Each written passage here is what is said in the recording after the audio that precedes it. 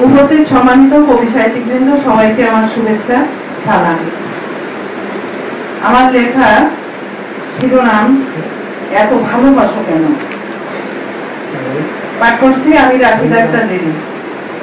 জানপুরের বুড়ি চাচি, বাইশা গ্রামের যমুনা খেলা, শ্রীরামপুরের তরকারি বিক্রি করা চাচি, তোমরা এত ভালোবাসো কেন আমাকে।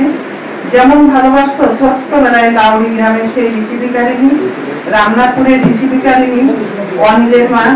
ছোটবেলায় উঠোনের প্রবেশ পথে পূর্ব দক্ষিণ কোণে ছিল একটা বড় আম গাছ। সেই আম গাছের তলায় এসে লাউড়ি ঋষি ভিকারিনী ডাক দিত, মা নীলু, আমি এসেছি, আমাকে কিছু দাও। এ নিয়ে আমার অন্য বোনেরা হাসাহাসি করতো, বলতে এই যে নীলু, তোমার মা এসে গেছে।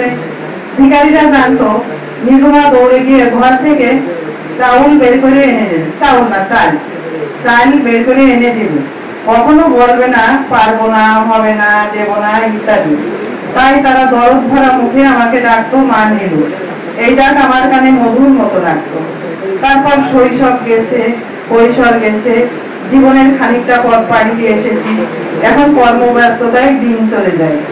তারই মাঝে আসে জানপুরের ভিকারি বুড়ি চাচি, যমুনা খালা, শ্রীরামপুরের তরকারি বিক্রি করা চাচি, আরো অনেকে।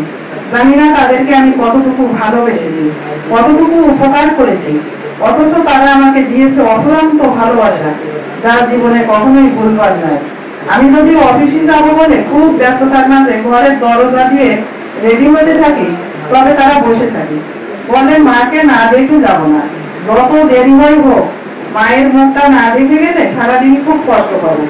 বিশেষ করে তরকারি বিক্রি করা চাচি, যদি আমি বাসায় না থাকি তাহলে সে বিলাপ করতে করতে চলে যায়, কিছু তরকারি বিনা পয়সায় বাসায় রেখে দেয়, আর বলে টাকা দিয়েই কি সবকিছু হয়, আমরা গরিব, তাই বলে কি মাকে কিছু দিতে পারি না, ইত্যাদি ইত্যাদি।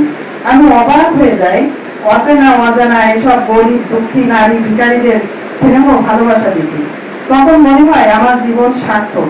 অন্তত সমাজের উঁচুতলার মানুষদের মন জয় করতে না পারলেও নিচুতলার মানুষদের মন জয় করতে পেরেছি। হে আল্লাহ, তুমি আমাকে আরো প্রেরণা দাও, শক্তি দাও, অনুভূতি দাও, যেন আজীবন গরিব দুঃখীদের ভালোবেসে যেতে পারি। ধন্যবাদ সবাইকে।